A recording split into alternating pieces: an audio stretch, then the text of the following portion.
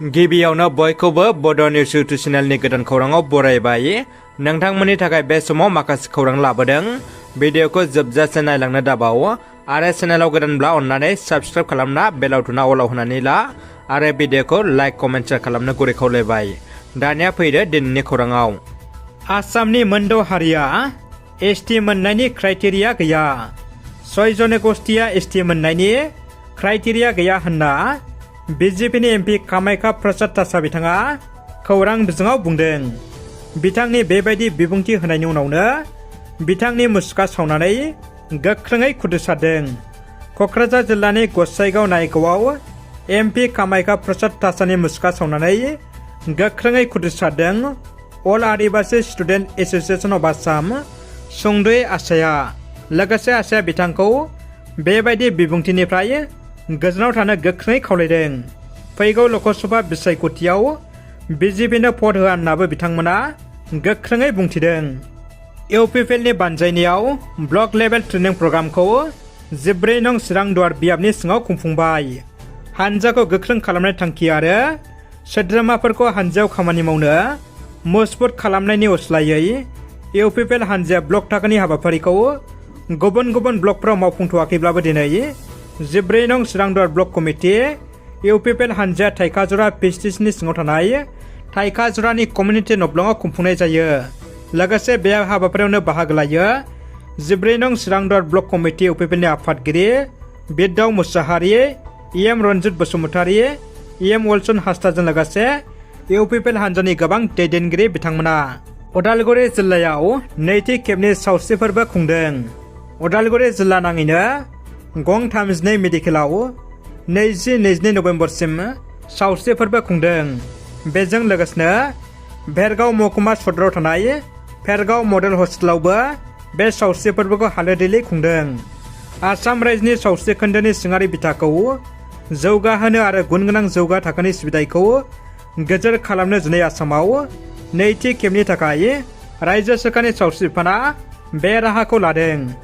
20 नभेम्बरनिफ्राय 22 नभेम्बरसिम खुंनाय बे सावस्रि फोरबोआव उदालगुरि जिल्लानि सिङाव थानाय गं 32 मेडिकेलाव बे हारोंथायखौ नायसंनाय जागोन।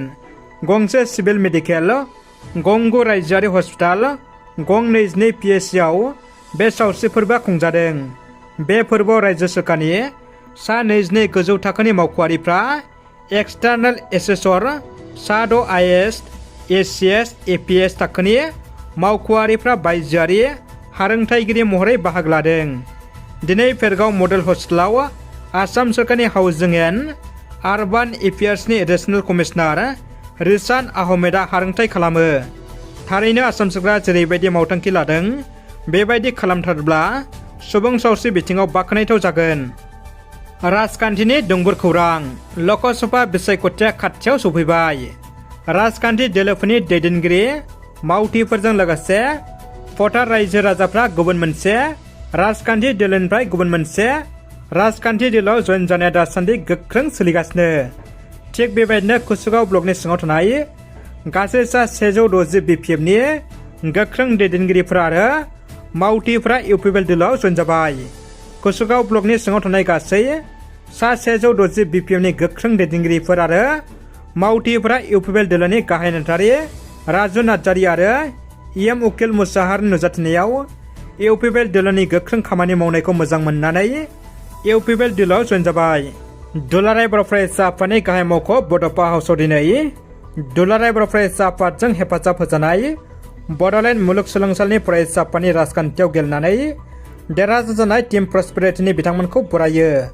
बे बरायनाय हाबाफारियाव दुलाराय बर' फरायसा आफादनि मानव गेदेर आफादगिरि दिपेन बर' बिथां आरो मानगोनां लोगो आफादगिरि खोरोमदाव औवारि बिथां, लोगोसे मिरु एबसुनि गोबां दैदेनगिरि, क'क्राझार जिल्ला एबसुनि दैदेनगिरि बिथांमोनाबो बाहागो लायो। इउपिपिएल दोलोनि दैदेनगिरिया बिपिएफ दोलोआव जयेन जानानै इउपिपिएल दोलोनि हेंथायै गोख्रों बेरेखा बिबुंसार होदों। डिसेम्बर दानाव इउपिपिएल दोलोआ गोबां खहा जानो थांगासिनो दं होनना जितेन मुसाहारिया बुंदों। इउपिपिएल दोलोआ जितेन मुसाहारिखौ दोलोनिफ्राय ओंखारनायाव जेबो खहा जाया होननायखौ लानानै गोख्रों बिबुंथि होदों।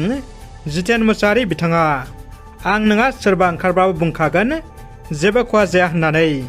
इउपिपिएलआ जेबो खहा जाया नायलाय मा रोखोमनि खहा जागोन सोर बेलाय खहा जाया होनग्रायालाय डिसेम्बराव नायलाय मा रोखोमनि दैनि बानाया बोहैगोन इउपिपिएलआ खहा जाया सोर बुंदों आंनि खाथियाव लानानै फै होननानै गोख्रोङै बुंदों जितेन मुसाहारि बिथाङा गयबारि ब्लक कमिटि बिपिएफ हानजाया इउपिपिएल दोल नेहाथारि लोगोसे तामुलपुर साब डिभिजननि WPTN BC backward classes ST जौगाथाय खोन्दोनि मासिगिरि जितेन मुसाहारिखौ आर'नाइ फालि गांफा गांफा होनानै गाजा गोमजायै बरायदों।